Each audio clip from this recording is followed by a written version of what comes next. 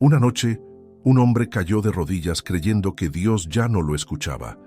Minutos después, el cielo respondió de una forma que él jamás olvidaría. Esa misma puerta sigue abierta hoy, para ti. Hay una escena que muchos conocemos bien. Es de noche, la casa está en silencio, y una mujer o un hombre se queda solo frente a su cama, con las manos entrelazadas y el corazón hecho pedazos. No hay palabras elegantes en esa oración, solo hay un susurro cansado que dice algo como, «Señor, ¿todavía me escuchas?» Y ahí, justo en ese instante de duda, comienza la historia que quiero contarte hoy. Charles Spurgeon, el gran predicador inglés del siglo XIX, conocía muy bien ese tipo de noches. Él mismo atravesó temporadas de profunda oscuridad, momentos en los que la fe parecía un hilo delgado a punto de romperse. Y sin embargo, fue precisamente en esas noches donde aprendió una de las verdades más poderosas que después predicaría a miles de personas. La oración no depende de nuestra elocuencia, depende de la fidelidad de aquel que la escucha. Spurgeon solía decir que un gemido sincero del corazón llega más lejos ante Dios que un discurso perfecto pronunciado sin fe. Piensa en esto un momento. ¿Cuántas veces hemos creído que nuestras oraciones eran demasiado simples, demasiado torpes, demasiado desordenadas para merecer una respuesta del cielo? Nos comparamos con otros que oran con frases hermosas, con voces firmes, con una seguridad que nosotros no sentimos. Pero la Escritura nos muestra algo distinto. En Romanos 8:26 leemos que el Espíritu mismo intercede por nosotros con gemidos indecibles. Eso significa que cuando tú no encuentras las palabras correctas, el Espíritu Santo las encuentra por ti. Tu debilidad no cierra la puerta del cielo, la abre. Spurgeon enseñaba que la oración verdadera nace de la necesidad, no de la perfección. Él decía que Dios no está buscando oradores brillantes en sus templos, está buscando corazones quebrantados que se atrevan a acercarse. Y esto cambia completamente la forma en que muchos de nosotros hemos entendido la vida de oración. No se trata de un examen que debemos aprobar, se trata de una relación que debemos vivir, con toda nuestra torpeza, con todo nuestro cansancio, con toda nuestra sinceridad. Hay un pasaje que Spurgeon citaba con frecuencia cuando hablaba de este tema.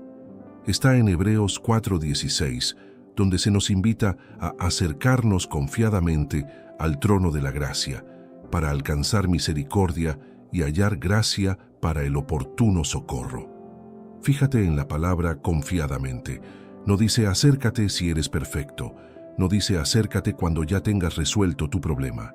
Dice acércate confiadamente, tal como estás, con tus preguntas, con tus heridas, con tus dudas todavía abiertas. Muchos de nosotros crecimos escuchando que la oración era casi un privilegio reservado para los más santos, para los que ya tenían la vida espiritual resuelta, para los que sabían citar la Biblia de memoria sin equivocarse.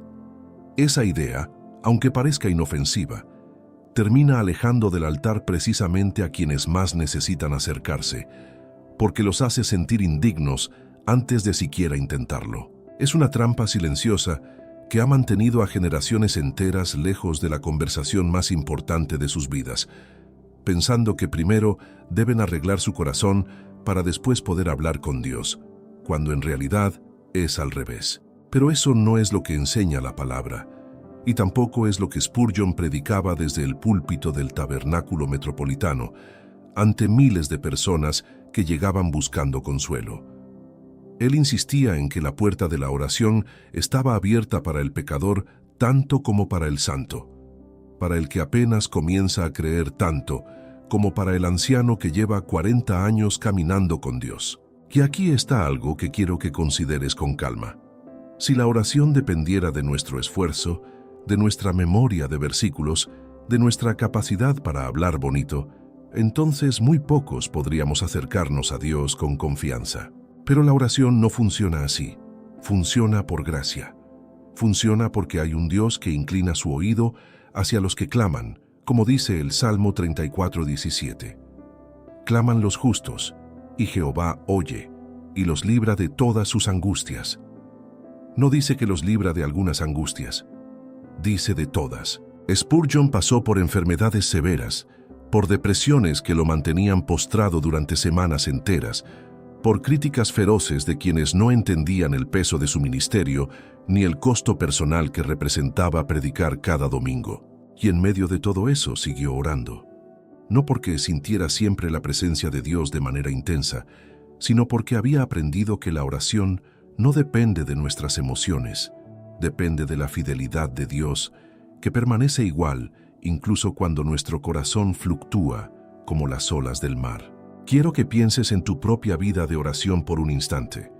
Tal vez sientes que llevas meses, o incluso años, hablando con Dios sin recibir una respuesta clara, repitiendo las mismas palabras frente al mismo silencio.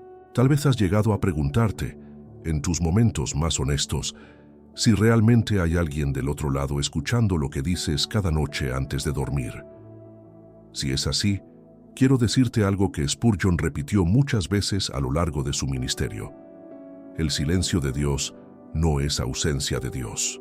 Muchas veces, detrás de ese silencio que tanto nos incomoda, hay una obra que todavía no podemos ver con nuestros ojos, un proceso que está tomando forma lentamente antes de manifestarse en el momento justo.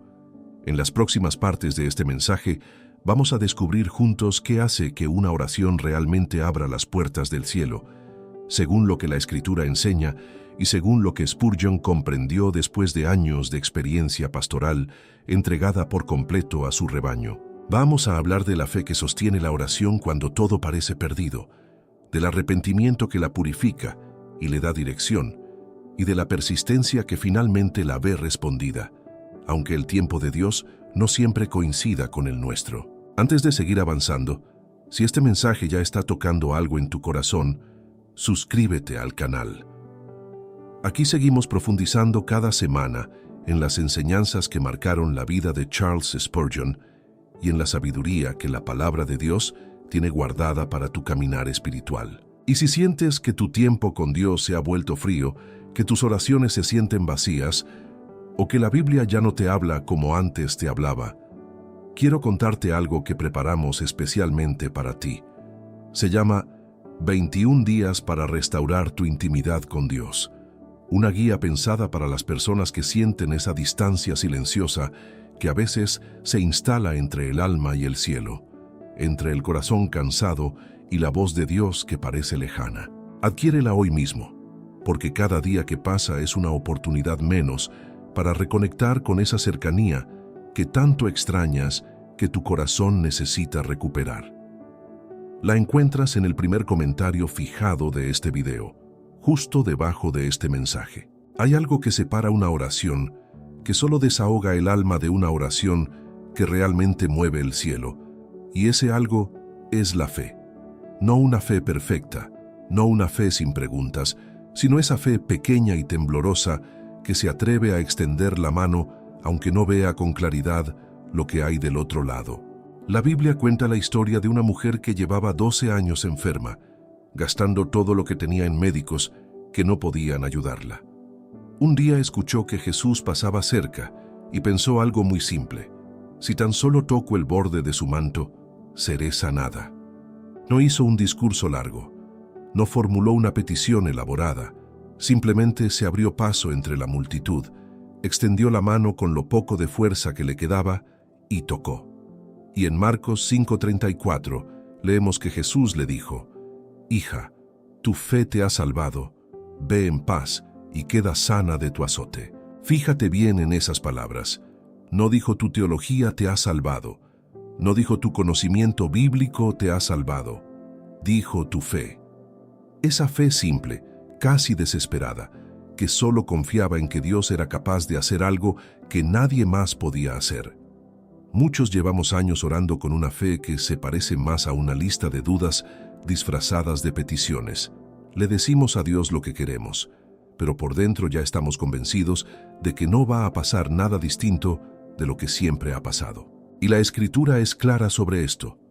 En Santiago 1:6 se nos advierte que pidamos con fe sin dudar, porque el que duda es semejante a la onda del mar que es arrastrada por el viento y echada de una parte a otra. No es que Dios se enoje por nuestras dudas, pero la duda constante nos mantiene atrapados en el mismo lugar, incapaces de recibir lo que ya está disponible para nosotros. Piensa también en el centurión romano, que se acercó a Jesús pidiendo la sanidad de su siervo. Este hombre, que ni siquiera pertenecía al pueblo de Israel, dijo algo que sorprendió al mismo Jesús: «Solamente di la palabra y mi criado sanará». Ese centurión entendía algo que muchos de nosotros todavía no terminamos de comprender. Entendía que la autoridad de Jesús no dependía de la distancia, ni de un ritual específico, ni de una fórmula mágica de palabras. Bastaba una orden suya para que las cosas cambiaran. Y Jesús respondió diciendo que no había hallado una fe tan grande en todo Israel. Ahora piensa en tu propia oración de esta semana, o de este mismo día. ¿Le has pedido a Dios con la certeza de que Él puede, o simplemente has repetido palabras esperando que tal vez, si tienes suerte, algo cambie? Hay una diferencia enorme entre orar por costumbre y orar por convicción. La oración por costumbre es la que hacemos casi dormidos, con la mente en otra parte, repitiendo frases que aprendimos de memoria sin que el corazón esté realmente presente. La oración por convicción es distinta, es la que se sostiene incluso cuando no hay ninguna señal visible de que algo está cambiando. Hebreos 11:6 nos recuerda que sin fe es imposible agradar a Dios, porque es necesario que el que se acerca a Él crea que existe y que es galardonador de los que le buscan. No dice que crea que Dios podría existir. No dice que espere que Dios responda algún día. Dice que crea con firmeza que Dios recompensa a los que lo buscan con sinceridad. Esto no significa que la fe elimine el dolor o la espera. Bartimeo, el ciego que clamó junto al camino de Jericó, tuvo que gritar más fuerte cuando la multitud intentaba callarlo. No recibió su milagro en silencio ni en comodidad. Lo recibió persistiendo, alzando la voz por encima de quienes le decían que se callara. Y eso también es fe. No es solamente creer en la mente, es actuar como si Dios fuera fiel, incluso cuando todo alrededor parece decir lo contrario. Es seguir clamando cuando otros te piden silencio. Es seguir extendiendo la mano aunque la multitud te empuje hacia atrás. Hay otro relato que ilustra esto mismo desde un ángulo distinto. Jairo, un jefe de la sinagoga, corrió hacia Jesús cuando su hija estaba a punto de morir. Se postró a sus pies y le rogó con insistencia, sin importarle lo que pensaran los demás líderes religiosos al verlo humillado en público. Mientras iban de camino, llegaron noticias de que la niña ya había muerto, y muchos le dijeron a Jairo que ya no tenía sentido molestar al maestro. Pero Jesús le dijo algo que también nos habla a nosotros hoy. No temas, cree solamente. Esa frase resume gran parte de lo que significa orar con fe verdadera. No temas, cree solamente. No es una fórmula mágica, ni una técnica de autoayuda disfrazada de espiritualidad. Es una invitación a soltar el control, a dejar de calcular todas las probabilidades y a confiar en que aquel que tiene poder sobre la vida y la muerte también tiene poder sobre lo que hoy te quita el sueño. Quizás hoy tú también llevas años cargando algo que nadie más ve, una enfermedad, una relación rota, una situación económica que no mejora, un hijo que se alejó del camino. Y quizás, como aquella mujer del relato, ya has intentado todo lo que estaba en tus manos. La invitación de hoy es simple, aunque no siempre fácil de vivir. Extiende la mano una vez más. No hace falta una oración larga ni palabras perfectamente estructuradas. Hace falta esa fe pequeña que se atreve a tocar, aunque sea apenas el borde del manto. Dios no mide la calidad de nuestra oración por lo elaborada que suena, sino por la confianza real que hay detrás de cada palabra.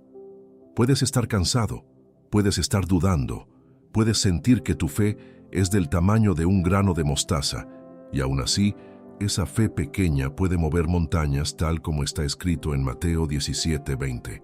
La próxima vez que te arrodilles o que simplemente cierres los ojos en medio del tráfico o de tu trabajo, recuerda que no necesitas convencer a Dios de nada. Él ya está dispuesto a escucharte.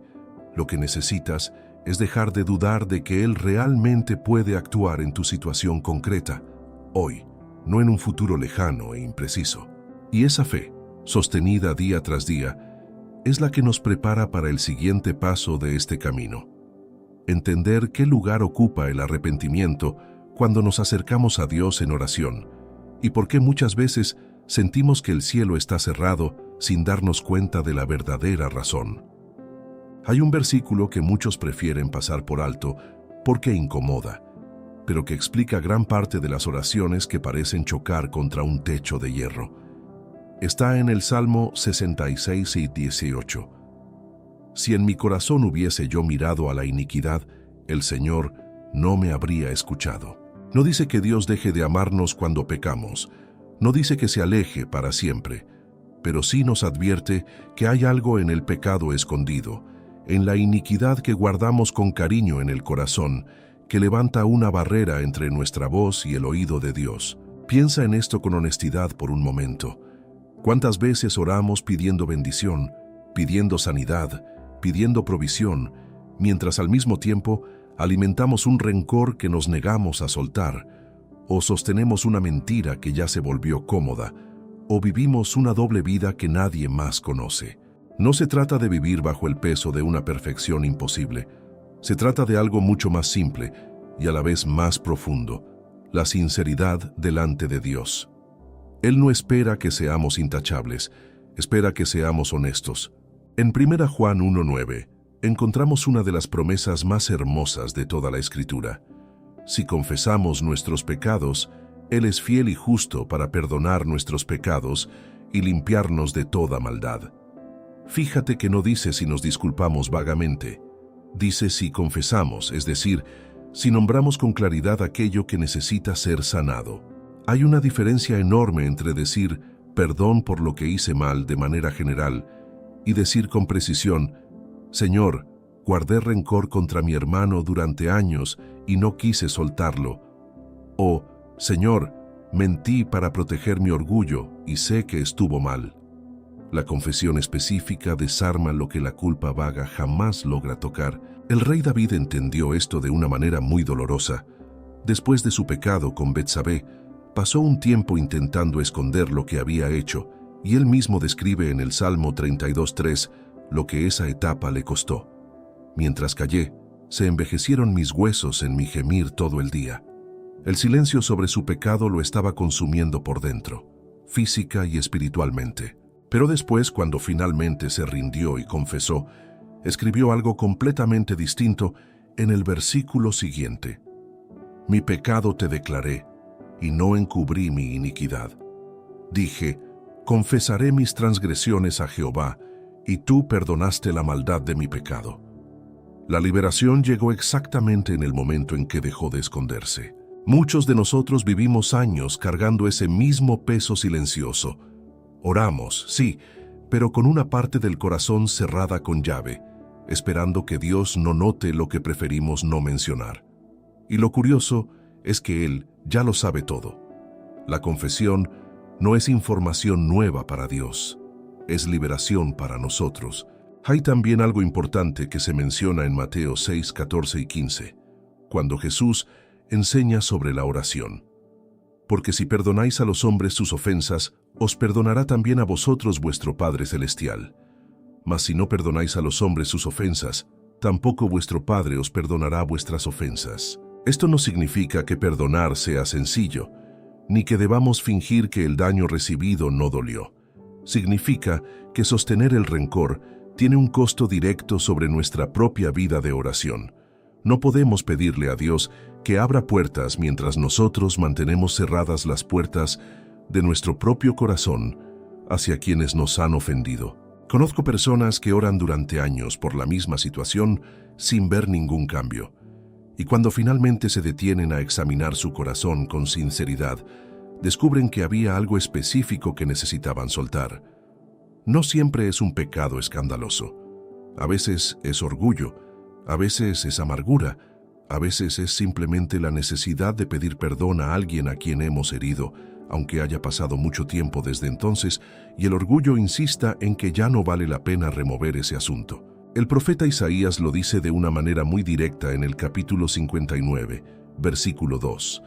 Vuestras iniquidades han hecho división entre vosotros y vuestro Dios, y vuestros pecados han hecho ocultar de vosotros su rostro para no oír.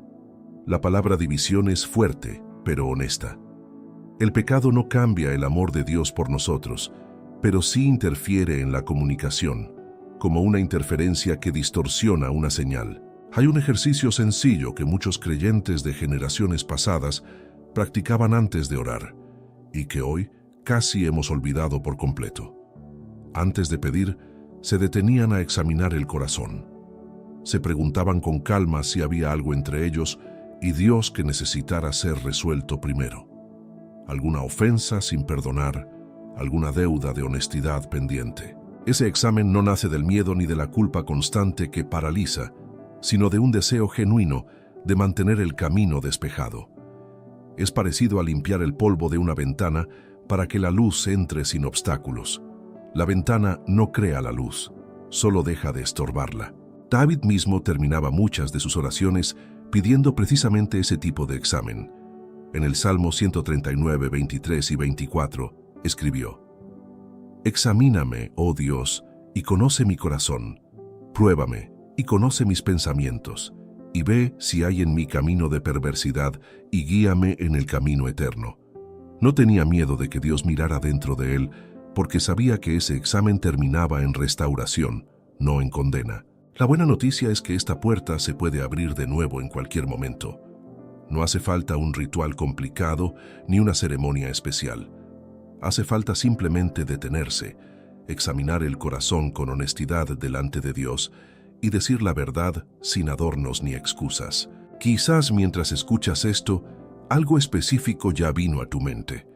Tal vez es una persona a quien necesitas perdonar. Tal vez es una mentira que sostienes desde hace tiempo. Tal vez es un hábito que sabes que no agrada a Dios, pero que te cuesta soltar.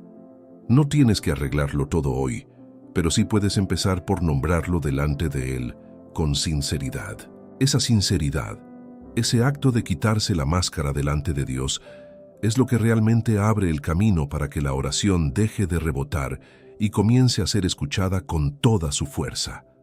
No es magia, es una relación restaurada, sin barreras escondidas entre los dos. Y una vez que el corazón queda limpio delante de Dios, viene una pregunta que muchos evitan hacerse.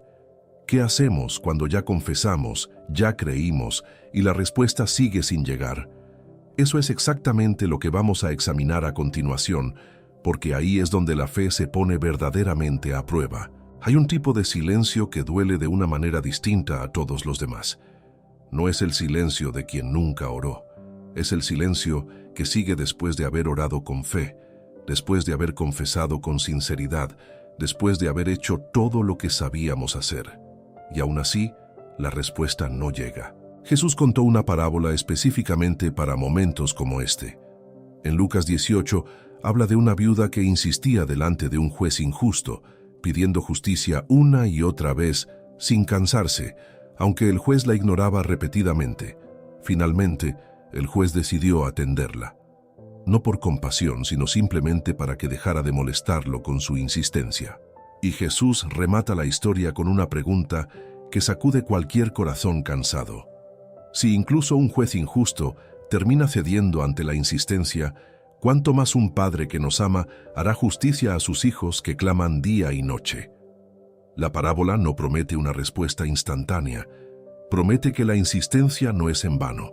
Esto contradice algo que muchos hemos asumido sin darnos cuenta, la idea de que si Dios va a responder, lo hará de inmediato, y que si tarda, es porque algo anda mal con nuestra fe.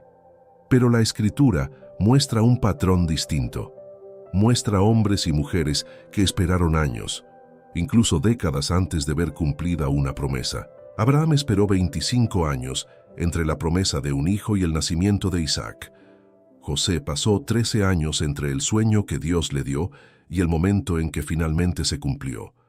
David fue ungido rey siendo joven y pasaron muchos años de huida y persecución antes de sentarse realmente en el trono.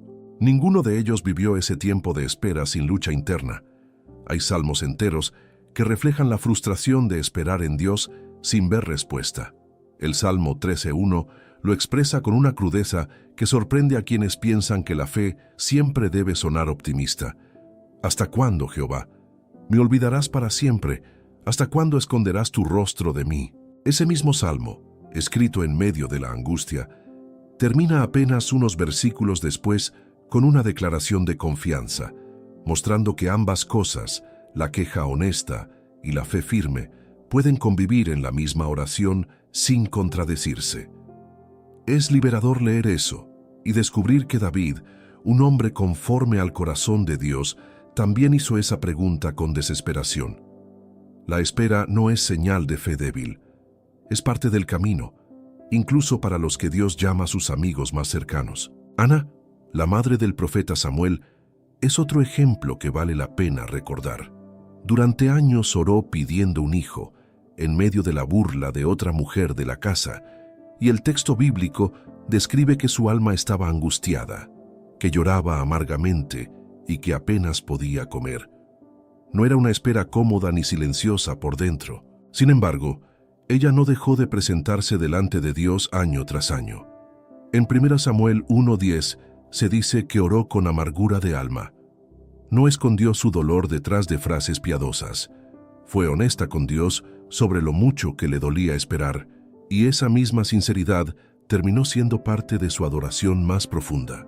En Habacuc 2:3 encontramos una promesa que muchos necesitan escuchar hoy. Aunque tardará, espérala, sin duda vendrá, no tardará. Fíjate en la estructura de esa frase. Reconoce que habrá tardanza, no lo niega, no lo minimiza, pero afirma con total seguridad que la respuesta vendrá y que no se quedará atrás para siempre. Hay una diferencia importante entre esperar pasivamente, como quien simplemente deja que el tiempo pase sin hacer nada, y esperar activamente, como quien sigue orando, sigue confiando, sigue viviendo en obediencia mientras la respuesta madura en el tiempo de Dios. Santiago 5:7 usa una imagen agrícola muy clara para explicar esto. El labrador espera el precioso fruto de la tierra, aguardando con paciencia hasta que reciba la lluvia temprana y la tardía. Ningún agricultor honesto grita contra la tierra porque la semilla no germina al día siguiente de haberla sembrado. Sabe que hay un proceso invisible bajo la superficie, un trabajo silencioso que no se puede apresurar sin arruinar la cosecha. Lo mismo ocurre con muchas de las cosas que le pedimos a Dios. Lamentaciones 3:25 y 26 añaden algo más a esta idea. Bueno es Jehová a los que en él esperan, al alma que le busca. Bueno es esperar en silencio la salvación de Jehová. Esperar en silencio no significa dejar de orar. Significa dejar de exigir que Dios se ajuste a nuestro calendario y en cambio confiar en que su tiempo, aunque distinto al nuestro, es perfecto. Quiero ser honesto contigo en este punto. Hay oraciones que Dios responde de inmediato y hay otras que requieren un proceso de años, porque hay cosas dentro de nosotros o alrededor de nuestra situación que todavía necesitan prepararse para recibir lo que estamos pidiendo. No siempre entendemos por qué, y está bien no entenderlo del todo. Lo que sí podemos hacer es sostener la misma actitud de la viuda de la parábola. Seguir tocando la puerta, seguir presentando la petición, sin dejar que el silencio nos convenza de que a Dios ya no le importa. Gálatas 6:9 lo resume con una frase que vale la pena repetir en los días difíciles. No nos cansemos de hacer bien, porque a su tiempo segaremos si no desmayamos. Esa palabra desmayar es clave. El desánimo es lo que normalmente nos hace abandonar justo antes de la cosecha, justo antes de que la respuesta se manifieste. Muchas personas dejaron de orar por algo apenas unos meses o incluso semanas antes de que Dios estuviera a punto de responder. No sabemos exactamente en qué punto del proceso estás tú hoy. Tal vez estás cerca de ver la respuesta que llevas tiempo esperando. Tal vez apenas comienzas un proceso que tomará más tiempo del que quisieras. En ambos casos, la invitación es la misma. No sueltes la oración justo ahora. Piensa otra vez en Ana. Cuando finalmente recibió a su hijo, no lo guardó para sí misma con egoísmo.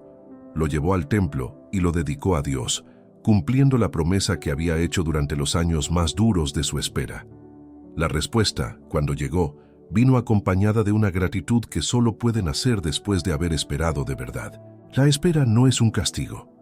Es muchas veces el espacio donde Dios está preparando algo más grande de lo que imaginamos, tanto en nuestra situación como en nuestro propio carácter. Y ese proceso de preparación es precisamente lo que vamos a explorar a continuación, entendiendo qué significa realmente rendirse a la voluntad de Dios sin perder la esperanza en el camino. Hay una noche que marca el punto más profundo de toda la vida de oración registrada en la Biblia. Es la noche en que Jesús, horas antes de la cruz, entró al huerto de Getsemaní con el alma abrumada hasta la muerte, según sus propias palabras. No era una oración tranquila ni ceremonial. Lucas describe que su sudor se volvió como grandes gotas de sangre cayendo hasta la tierra, una expresión que refleja una angustia física real, no solo una figura poética. Jesús oró 3 veces la misma petición, con la misma intensidad cada vez. Y su oración fue completamente honesta. Padre, si quieres, pasa de mí esta copa. No fingió estar en paz con lo que se avecinaba. Expresó con total sinceridad su deseo de que hubiera otro camino. Pero inmediatamente después añadió algo que cambia el sentido completo de esa noche. Pero no se haga mi voluntad, sino la tuya. Esa frase final es quizás la oración más difícil que un ser humano puede pronunciar de corazón.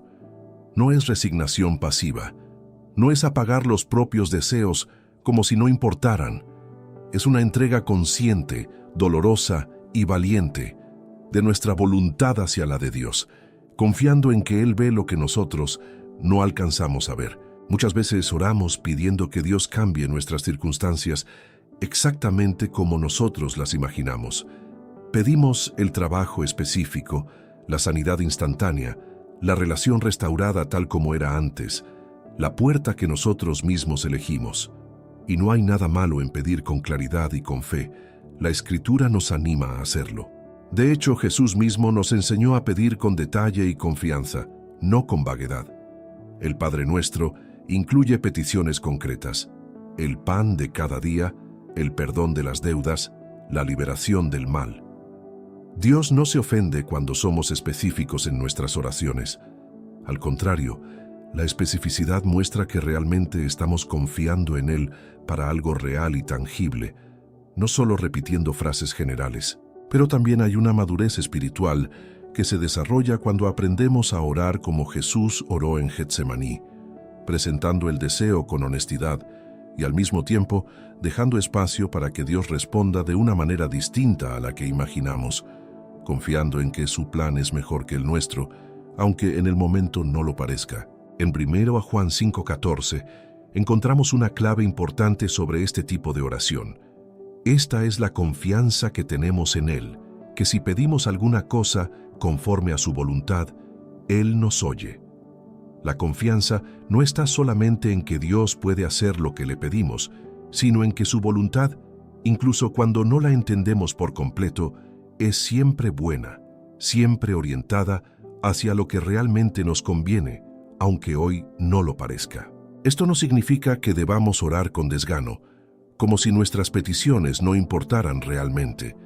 Significa orar con las 2 manos abiertas. Una mano sostiene la petición con fe y convicción, y la otra suelta el control sobre cómo y cuándo Dios decide responder. Pablo mismo vivió esta tensión de una manera muy personal. En 2 Corintios 12, describe un aguijón en la carne que le pidió a Dios 3 veces que le quitara. No sabemos con certeza qué era exactamente ese aguijón, pero sabemos que Pablo insistió con sinceridad para que desapareciera. La respuesta que recibió no fue la que esperaba. Dios le dijo: «Bástate mi gracia, porque mi poder se perfecciona en la debilidad». Pablo no obtuvo lo que pidió, pero obtuvo algo distinto: la certeza de que la gracia de Dios era suficiente incluso en medio de aquello que no cambió, y su respuesta a esa revelación es sorprendente. Decidió gloriarse en sus debilidades para que el poder de Cristo reposara sobre él. Esto nos enseña algo profundo sobre la oración.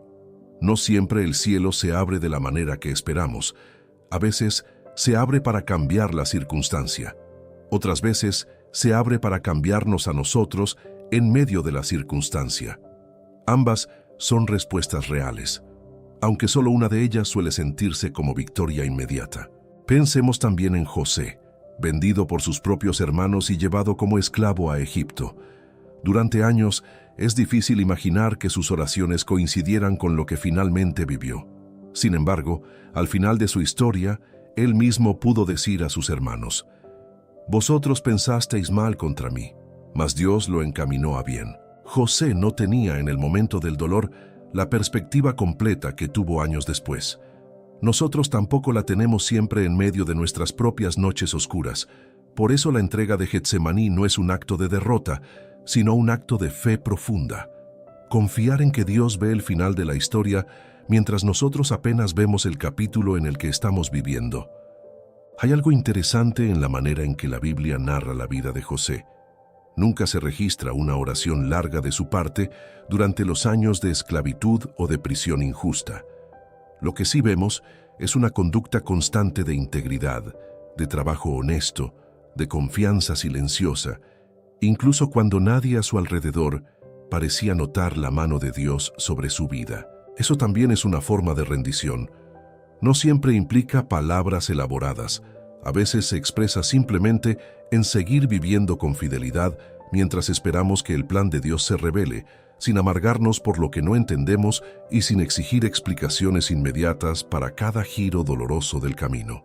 Rendir nuestra voluntad no significa dejar de desear, dejar de pedir o dejar de esperar con esperanza. Significa reconocer que existe una sabiduría más alta que la nuestra, y que esa sabiduría, sostenida por un amor perfecto, puede confiar incluso cuando el camino no tiene sentido para nuestros ojos limitados. Si hoy estás cargando una petición que Dios todavía no ha respondido como tú esperabas, quiero invitarte a orar como Jesús oró aquella noche. Presenta tu deseo con toda sinceridad, sin esconder el dolor ni fingir una paz que no sientes. Y después, con la misma sinceridad, entrega el resultado en manos de aquel que ya conoce el final de tu historia, incluso cuando tú todavía no puedes verlo con claridad. Esa entrega no cierra la conversación con Dios. La profundiza. No es el final de la fe, sino su expresión más madura, la que ya no necesita controlar el resultado para seguir confiando en el corazón del Padre. Y es precisamente esa profundidad la que nos prepara para cerrar este recorrido, entendiendo con claridad qué significa realmente vivir con una puerta del cielo abierta sobre nuestra vida diaria. Llegar hasta aquí no fue casualidad. Si algo de este mensaje tocó tu corazón, quiero darte las gracias de verdad por quedarte hasta el final, acompañando cada parte de este recorrido sobre la oración. Suscríbete al canal si todavía no lo has hecho, deja tu like y cuéntame en los comentarios qué parte de este mensaje te habló más directamente hoy.